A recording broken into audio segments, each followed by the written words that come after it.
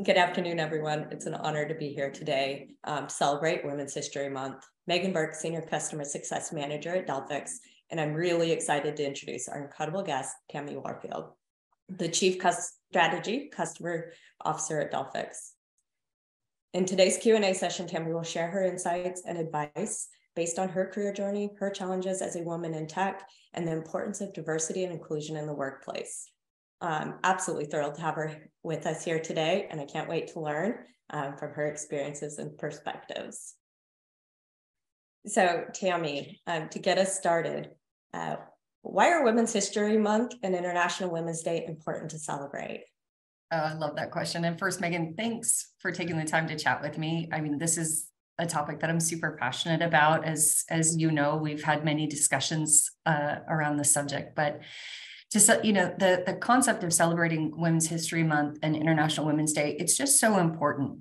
I think back to when I was starting in my career, and from the environment that I grew up in and the people that I knew, I didn't have role models. I didn't have women in tech. I didn't have women that I could look to and think, okay, I can see myself in that person. I can envision the potential of a career. I can dream and know that those dreams can be real.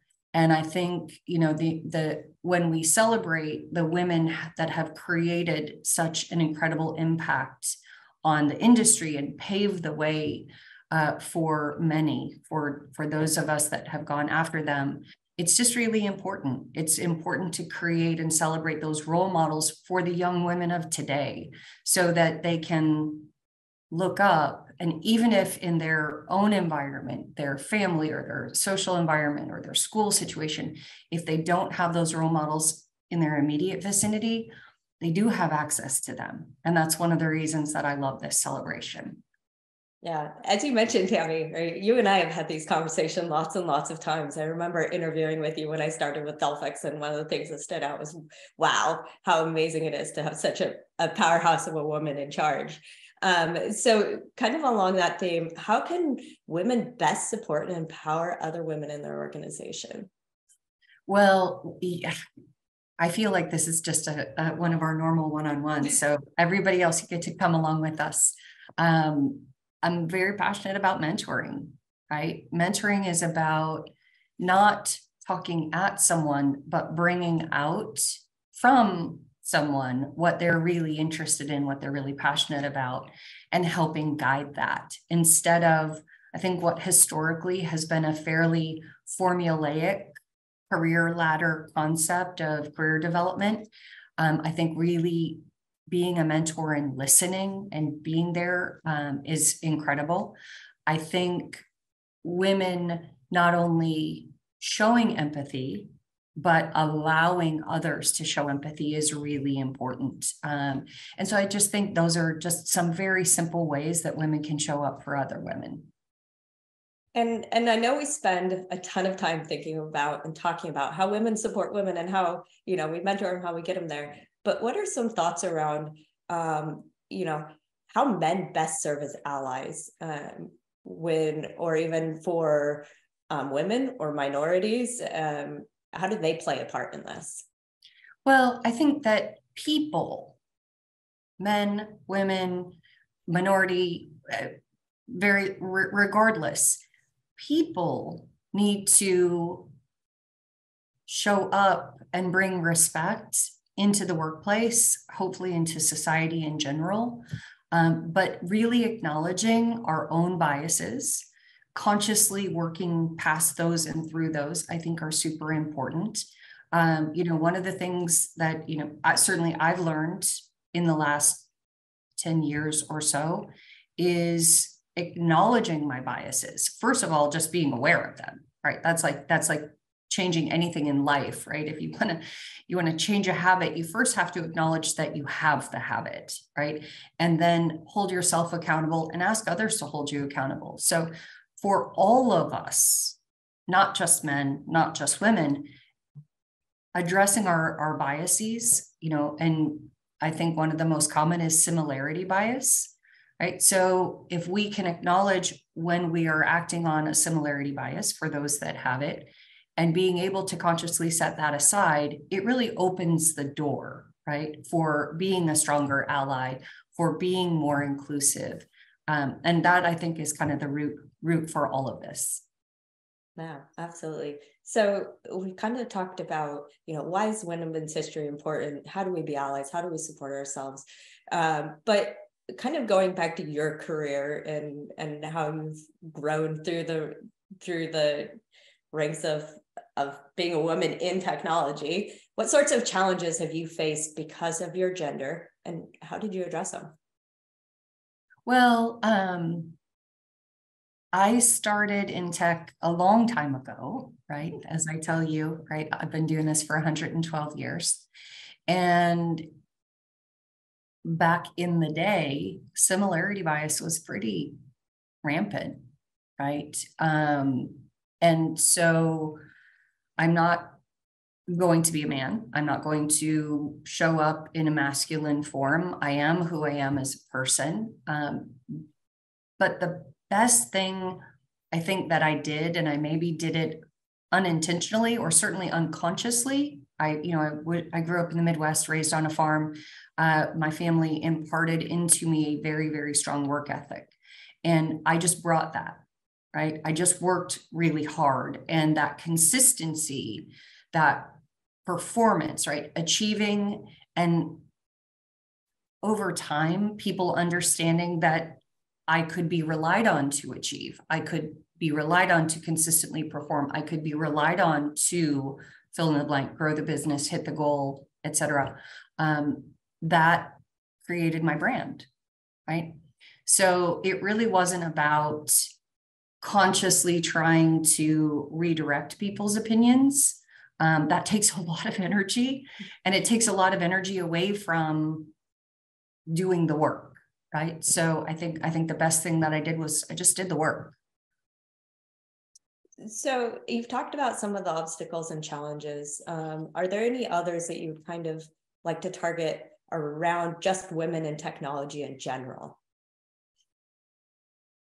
Oh, it's I just kind of go back to the biases. And as you and others know, before I came to Delphix, I was fortunate to spend several years at Microsoft, and training, the leadership training and the company-wide focus around bias education was incredible. It taught me a lot. And one of the things that it helped me see, because, I'm a woman in tech, but I'm not a technical woman. There's a difference, and it's an important distinction. But when I see technical women, often in rooms dominated by technical men, they can be overlooked, right? Because women aren't as technical. They could be overlooked perhaps because they're a little more soft-spoken than some of their male counterparts. And so it's things like that I really see that create that additional drag. But it kind of goes back to the theme we've been talking about, right? Recognizing our biases and consciously working through them. Yeah, absolutely. So, as I mentioned, one of the most exciting things with me coming to Delphix was that you were a leader at the organization, right? So what's been a really memorable experience as a female leader that you could share? Oh my goodness. I think one of the highlights of my career, and I've had some pretty cool experiences in my life, occurred when I was at Microsoft. I was leading customer success, the worldwide team, the global customer success team for business applications. And I spend a fair amount of time on LinkedIn, just learning and reading about people. And I saw a post from twins that were, and I'm pretty sure they still are, the youngest certified Power Platform people in the world. At the time, they were 9 or 10. This is during COVID. And so I talked with my team and I said, how do we not know these girls? They're amazing. And so we reached out, got a hold of the girls' parents. Their father works at Microsoft, and got the parents' permission to have a discussion with them.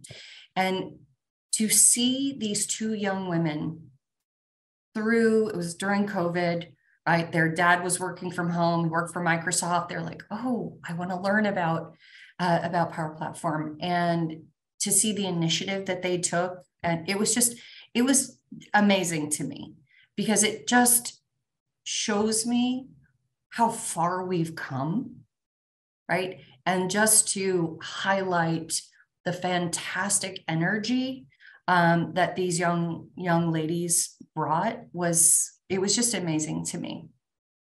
Yeah, that's absolutely incredible. Absolutely love to see the next generation getting into tech, because that's so huge. That was fun. So what, shifting gears a little bit just to talking about Delphix, what have been some of your favorite measures that Delphix has taken to promote diversity, equity, and inclusion in the company? So when I was interviewing with Delphix, I had a very robust conversation with our chief people officer, because I really wanted to understand the company's commitment to diversity and inclusion. And I was so impressed with the work that he had done. And he's been a great partner for me through this whole journey, certainly even before I started and from every day thereafter. But one of the things that we do is, certainly in my teams and many other teams in the company, we have a very intentional hiring practice. So we will not go to offer on a candidate without ensuring that we've had diversity represented in our interview loop. So that doesn't mean we will always hire the diverse candidate. And I think that's an important distinction that people need to understand. It's about opening our minds and having the conversations to talk to a variety of people, so that we consciously disengage the tendency for that similarity bias. So we won't go to offer unless we've had interviews with a diverse slate of candidates. And that has resulted in just a tremendous shift, certainly, again, in my organization, of increased diversity in our teams. And I love that. I mean, I think that's just been one of the best things that's happened. And not long ago, there was a group of us that we were in San Francisco for a user group. We actually posted about this on LinkedIn. We were in San Francisco for a user group, and the night before the user group, kind of the core Delphix people that were supporting the user group, we all had a dinner. And it turned out that all five of us were women. And there was such a beautiful moment of what I've called unintentional diversity. And you can only have those moments of unintentional diversity when you have very intentional diverse hiring practices. And so seeing that come full circle was a pretty cool day. Yeah, that's absolutely incredible. So, right, looking a little bit bigger, what are some important considerations and best practices for business leaders, CIOs, people like that, to take into account when promoting D&I in the workplace, especially in regarding women in tech? We've talked about some of them, and I think when it comes to corporate standards, they really have to be standards, right? It's very easy, and whether it's a hiring practice or personal decisions, many people will go to the shortest path, feeling that that's the best because it doesn't involve as much time and therefore quicker time to productivity. But when there are standards, whether it's the one we just talked about from a diversity slate when it comes to hiring, or whether it's the type of required training that I talked about from Microsoft, those are the things that move the needle, right? Because we can't inherently change our perspective without help, right? Without education, without support, without understanding the benefits. And so providing that education through corporate standards, I think it makes a huge difference. Yeah, absolutely. So as we, Delphix, it's obviously a priority, but what other, benefits that we really can share about being a diverse and inclusive team bringing to the work environment? We just mentioned how awesome it is, right, to show up in a room and see a room full of women, which is incredible. I love coming to the table like that. But what other, benefits have you seen kind of in that diverse workforce? I think there are many, but one that really comes to mind when I think back over the teams that I've built, it's really when it really creates a safe place for everyone to bring their authentic self to work, right? And when people feel that they can be themselves and they don't need to mask and they can bring their authentic self to the workplace, then there is that just inherently has a better impact on the business, because at an individual level, they feel safer, they feel stronger, they feel happier. And that creates almost an infectious environment with teammates, which then creates a stronger sense of collaboration, which then results in fresh ideas and better outcomes. So it's really very foundational to me. And I think seeing that, when I look back over specific individuals and conversations we've had, and I think about their impact and I think about the collective impact of the teams, it's really powerful. It's really, really powerful. And it's good for the people. And what's good for the people then translates in this instance to be very, very good for the business. Absolutely. So kind of coming to the wrap here, and I know I've watched your career and all the awesome things you're doing quite closely. What advice would you give to, women like myself or other women out there watching this fantastic career that you've had and looking to follow in your footsteps? I think there's a few things. Don't let fear stop you, right? Work through, if it's imposter syndrome, if it's, an insecurity of speaking up, work through that. But I think mostly embrace who you are and don't feel the need to change that to fit into some perception of a cookie cutter role or perception of expectations of others. And I was recently chatting with someone, a young woman earlier in her career, who is incredibly talented and was given some advice that her enthusiasm can make her seem less, I'll use the word professional. I don't remember the exact word, so I'm paraphrasing more as an example than storytelling here. And I thought, I disagree. And that's what I told her. I said, your enthusiasm is the bright spot of who you are, right? And that enthusiasm can be a catalyst to convey information, right? And like any situation, we all have to moderate the way we communicate to our audience, because it doesn't matter what we say, it matters what they hear and what gets absorbed in order to make progress. But we don't want to set aside the core of who we are because we don't fit someone else's expectation, right? So I think that's the best advice I can give. Be yourself. And if you're not sure who your true self is earlier in your career, because I certainly wasn't. We already talked about, I didn't have any role models. I had a lot that I had to figure out as I went along. I would see someone, male or female, that exhibited a trait that I admired. Maybe it was a way of speaking, maybe it was a mannerism, maybe it was a style of dress, and I would try that on like a new pair of shoes. And just like a new pair of shoes, sometimes they fit beautifully, and sometimes not so much, right? And over time, the traits that fit, they stuck with me. So that as I grew as a young professional and ultimately an older professional, those traits became my own. So don't be afraid to try on traits until you find that full complement that is the professional that you will be.